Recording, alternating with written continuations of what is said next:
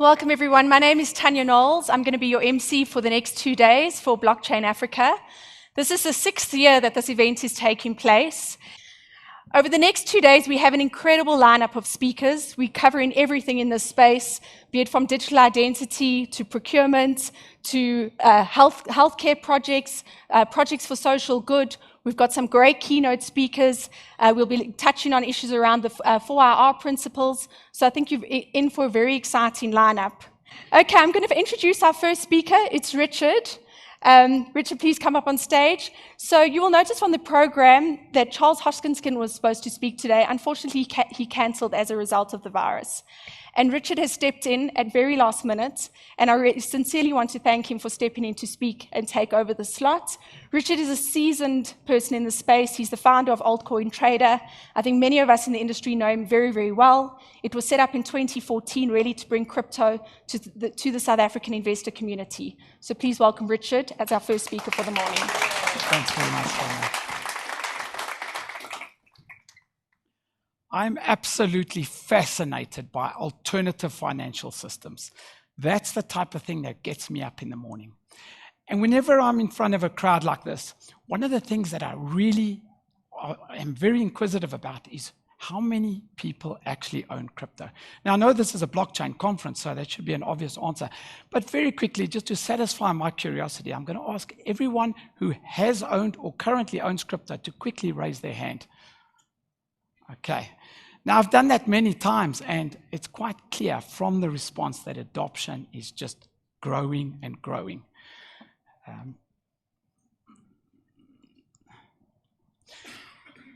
So we stand on the precipice of a financial revolution that very few people understand. Guys, for those of you that don't know, and I think Sonia made it quite obvious, I'm Richard de Sousa from Altcoin Trader. How many people actually know Altcoin Trader or have invested in Altcoin Trader? Thanks, guys.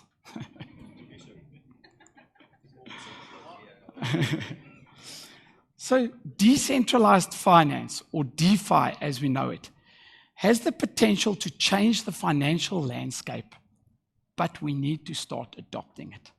So what I want to do this morning is I actually want to inspire people that are in the space to start using decentralized finance. I'm going to share one or two of my personal experiences with decentralized finance, the journey that I've taken, and how I have actually found decentralized finance to be amazing and very uncomplicated. So we're going to start with decentralized loans. And I'm going to share a very specific experience that I had with this. Now, there is a raging debate whether decentralized finance is actually decentralized or if it's controlled. I actually want to steer away from that this morning because what I can tell you from personal experience is that DeFi works, okay? And we can maybe classify it as an alternative to the traditional restrictive banking and financial systems. So I found a really good property that I wanted to purchase. Now, we're not talking about anything fancy. A 650,000 Rand 2-bedroom apartment in Radio Corp. So I phoned my banker and he said, Richard, of course, we can try. We can get you the finance. Now, I have got quite a substantial amount of finance with the bank, so I'm always hesitant to, whether they will give me more. So I went through the normal run-of-the-mill. I filled out what I considered a ridiculous amount of documentation. I submitted my ID 3 to 4 times. I submitted proof of residence, proof of earnings, and the list just continued and continued. After all of this and a 2-week delay, they came back and said, sorry, although we consider affordability all right, you are overexposed, and because of the National Credit Act, we cannot, as bankers, extend any finance to you. Now, I want to just take a moment to express not only my frustration, but what this means. This means that a traditional banking financial system can stop you from investing. They can stop you from putting food on the table for your family and for yourself. They can just put a grinding halt to your personal ability to trade. Now, having said that, I do understand that the bank has the ability and they have the right to decide who they would extend credit to. But with decentralized finance, we no longer are restricted to what the banks dictate. So it is a collateralized loan. I want to make that clear. So obviously you have to have collateral. But by default, even buying the property, I have the collateral of the property. Anyway, let's get into what I did. I took some Ethereum. I went on to, it used to be MakerDAO. It's now rebranded to oasis.app. I'd like to encourage everyone to just make a note of that site because it's going to be sort of the main theme of the talk. I put in enough Ethereum to get DAI. Now, DAI is a stable coin which is softly pegged to the US dollar. After getting enough DAI to make my purchase, I went on to, of course, altcoin trader and I swapped it first. There is a step in between. I went on to KyberSwap, which is a decentralized exchange, and I switched the DAI out for Ethereum. I then took this Ethereum onto altcoin trader, sold it, and took out the Rand value. Now, once I had the Rand value, I was able to approach the conveyancing attorneys and pay the full amount of the bond, what would have been the bond. So let's see where I am now. I have the property, I have the title deed, and I have a decentralized finance loan on Oasis. Just to give you an idea of how flexible this is, I can choose to pay it whenever I like. There is an 8% annual interest.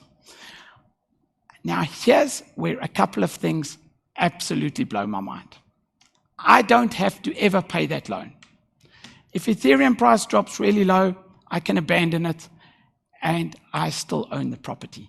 No traditional finance. So worst case scenario, whatever goes bad from here, I have the title deed and I am the owner to that property. So if I do decide to hold my position with Ethereum and Ethereum starts to go up in price, I can sell my Ethereum, and by making this move, delaying the sale of crypto to simply purchase an asset, by financing it this way, as the price of Ethereum goes up, that property could end up costing me a half or whatever the increase is in the cryptocurrency. I hope you guys are all following this with me. So when I went to get my decentralized finance loan, it took me 10 minutes, and that's just because I'm a slow reader. There was no ID required. There was no email required. There was absolutely no personal identification required for me to mint the DAI stablecoin. So we have the ability to now use our collateral and purchase real-world assets. And I want to emphasize something. It is really, really simple. You know, in previous years, guys spoke about smart contracts, and you had to have a reasonable amount of knowledge on how to work with Ethereum with smart contracts. Guys, I'm talking about clicking 2 or 3 buttons. And it is, if you can send an email or you can use online banking, this is not a challenge for you. So maybe if I can just say to everyone in this auditorium today, try it. And I'm not saying on a big scale. Let's start testing. Take a $100 loan, take a $200 loan, and just walk through the process. You will be absolutely blown away. So this starts to open a whole lot of financial avenues. I've always been the guy that I have a stake in crypto, and when the price drops tremendously and I want to buy, I don't have any money. This problem is now solved because you can take a loan if you are really convinced that the price is going to go up. Now, I don't suggest this because obviously leveraging in this way can be risky. But I'm not going to say I'm not your financial advisor. I'm here to give you good ideas. Whatever you do with them, that's totally up to you. But you have the possibility to take a loan and to buy crypto at the reduced rate. as that crypto increases in price, you could simply repay that loan. If you don't repay that loan, think about this. You will never get a bad credit rating. You will never be penalized. In fact, no one will ever know. The only incentive you have to ever repay this loan is you want your collateral back. So if the collateral is no longer of value to you, walk away, keep your property. The next thing, DeFi savings. Now, once again, on that same site, I did a little bit of a test, and I put 1,000 DAI into a savings account. And what I really thought was quite novel is you see your interest building up per second. So it's 8% per annum, which is fairly decent, and it builds up. Now, I just get such a kick out of taking my phone and seeing those numbers spin and knowing that I'm earning interest. But it's actually a lot greater than that. If you start to use this as a parallel saving instrument, it can become very, very powerful. The lottery, where you cannot lose. Now, let me tell you guys another story. When the lottery first came out in South Africa, I grabbed my calculator and I started to try and calculate my odds of winning. And when I realized that the calculator didn't have enough noughts to calculate the odds, I said, guys, I'm like a reasonable person. I am personally never in my life going to take a lottery ticket because it just doesn't make sense. My dad, on the other hand, has often criticized me for this, saying, son, if you don't have a ticket, you do not have a chance. But be that as it may, I like to work with maths and logic, and I believe that the chance is so small that my time on earth is not going to work with me winning a lottery ticket. But the reason that I'm bringing this up is because I just want to throw out some of the ideas that is happening in DeFi. So the lottery where you cannot lose works like this. A lottery ticket is $1. You pay once again in DAI. The site is called Pool Together. Everyone puts in money, and the winner gets the interest generated for that month. So they have a monthly lottery draw. Your capital, or the $1 tickets that you have put in to help the pool grow the interest, at any stage can be withdrawn. Obviously, it would be a very bad decision to withdraw it on the day before they announce the winner. But it's just something to consider, and like this, there are 1,000 ideas out there that decentralized finance is going to start bringing to light and addressing. Another thing which I've recently explored, for all of those of you who wanted to own an exchange or wanted to own a stake in exchange, we've got companies like Uniswap. Uniswap, if you have a MetaMask wallet, which is a crypto wallet, it's a download for the Chrome browser, you can go on there and you can swap Ethereum for any of the ERC20 tokens. And you do that without any password, without any username, without any identification, because it's just a simple way to swap assets and to move in and out. And if you look into this a little bit deeper, you have the ability to provide the exchange with liquidity.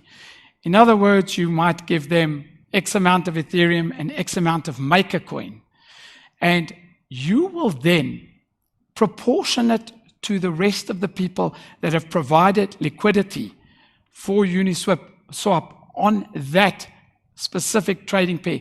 So if your input is, let's say, 0.5%, you will get 0.5% of the trades that happen on that trading pair, which is something to consider. And at this stage, it's very new to me. I'm still exploring the exact dynamics with it, but I have got a test investment in there, and I will be seeing how that works and how those fees are distributed, because it's quite involved. But once again, it really is an amazing evolution and shows the ways that DeFi and alternatives are coming to light every day. So people at the earlier conferences, very few people started having crypto, and it was all muddy. So I'd like to suggest now, if you have crypto, that's sort of adoption 1.0.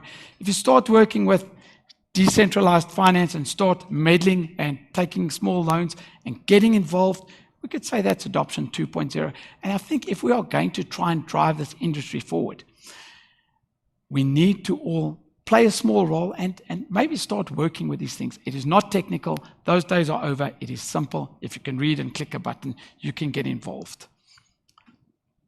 The current monetary system is a system of debt. And in a system of debt, one person is a slave, or one party is a slave. So we all know that they say modern day slaves are not in chains, they are in debt. Now, crypto and that loan that I've just explained to you is not a system of debt, based on the fact that I can walk away without being in debt. Because I've collateralized that loan, it's not a system of debt. You have to build yourself and you have to have merit before you can exercise the decentralized loans that are out there. So it changes the whole way and the whole dark side of the debt cycle, at least in my mind anyway. Now, obviously, with decentralized finance and all of these things that we are getting involved in, there's no backstop. There's no regulator or there's no protection if you as an individual make a mistake.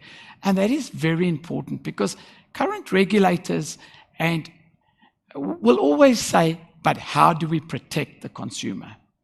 So guys, I would like to suggest responsibility is the price of freedom. And you know, it goes back to, if you lose your bank password, you can phone them and you can get it extracted. If you lose your Bitcoin password or your private keys, you need to get to the point where you can take responsibility. This is not for someone who's sitting back wanting to be protected by the government. This is for someone that can take their own destiny into their hands, go, okay, I am now in control of my fate. I accept responsibility for this. And that is how we will, as a species, enter into this new freedom of this financial sector. So there's a story that I like to tell. You know, I dropped my kids off at school and I've got a 10-year-old. And the one morning I forgot to pack him lunch. And I said to him, okay, here's 100 Rand because that's all I had on me. Don't let the other kids see this money. Make sure you put it in your pocket. Don't lose it. Make sure you get the right change. And he turned around to me and said, Dad, I can look after my own money. I said, okay. And now, is that not indicative of us as a society? You know, at what stage are we going to turn around and say, we can look after our own money?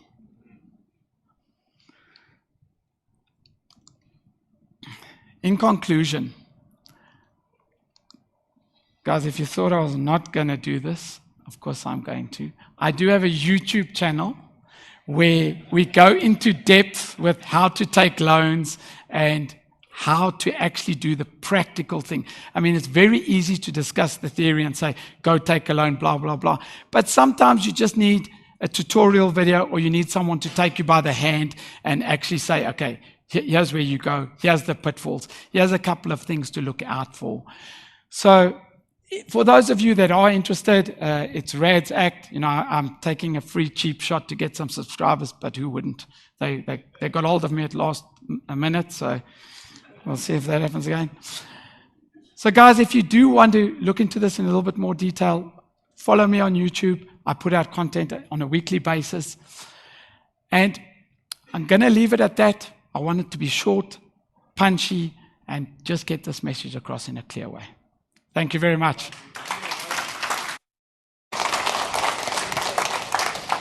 Thank you, Richard. I think we've got 1 or 2 minutes for questions. Does anyone have a question for Richard? We should have some roaming mics. Yes, we've got one question here in the front.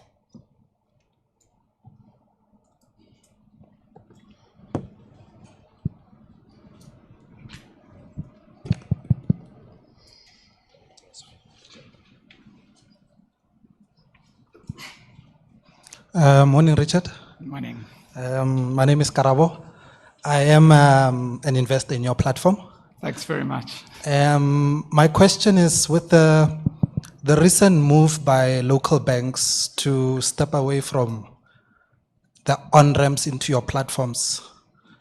Do you see it really as a regulatory question, or is it a question of they're seeing the volumes of rand moving into exchanges and in turn you almost becoming like a bank? It's a very good question. Thanks, Karaba. Very, very interesting one. So I think it's probably a little bit premature to say banks are exiting the crypto space. We know that FNB has, and ABSA's never really entered, so they're pretty much out. But we still have strong banking partnerships with Standard Bank. So at this stage, we also have Nedbank on our platform, and they have indicated to us that they are waiting to see what the regulators bring up. But I want to just expand a little bit on your question, because we've seen in the media recently international banks, specifically in India, saying that they want to overturn the recent decision to make crypto legal because it can affect the banking, which is really quite a weird thing to say, because they're basically coming out openly and saying, we don't want competition. But I don't think at this stage in South Africa we've reached that point. I hope that answers your question. Any other questions? No? Oh, there's one more, Richard. Another one here, if we can. Thank you. Hi there. Just want to ask a question. You were talking about your collateralized loan. So does Oasis then hold that collateral, and they can call that collateral at any point? Or how, I mean, it seems a little bit. I mean, what you were talking about there, you know, guys just walk away. You can just walk away at any point. Then who ends up owning the property? Is it Oasis? Okay, so that's a very important point, and it's extremely important that this is made clear. Remember, I've got the title deed. I have paid the attorneys for the property. So I own the property. At no point can that change. Oasis, or that smart contract, and I'll tell you about the collateral in a second, have no idea what I've done with that money. For all intents and purposes, I could have spent it on an overseas trip or done anything. There is no connection between me owning the property, holding the title deed, and my collateral-based loan. So when I walk away, remember it would be to their advantage, because the smart contract holds all my collateral. One of the things I might have neglected to say is that you can get 66% of your collateral paid out in DAI. So you are heavily invested in the smart contract. It is unlikely that anything would ever happen to that smart contract. However, there is a need to assess the risk, because that smart contract, if it were hacked, okay, which hasn't happened to this point, and there are hundreds of millions of rands invested in those type of contracts. But if it were hacked, once again, we're going back to the responsibility of your own funds. That's something that you would need to consider before actually going in head first. But the system has been built over a significant period of time, and I personally feel confident in it. Otherwise, I wouldn't be jumping in. But hence, going back to why I said, guys, start testing. Once you get a feel for how it works, once you understand where the collateral is, how the collateral is managed, how you can pay it back, how you can draw your collateral out at any stage if you start paying back. If the price of Ethereum goes up, you can extract your Ethereum, putting you at less risk. So today was very much glossing over the topic. There are a couple of fundamentals, and hence why I said we can go into in greater depth through tutorial videos and so on. Did that answer the question? You don't seem sure. I think it's, as you said, it's a little bit more investigation. Okay.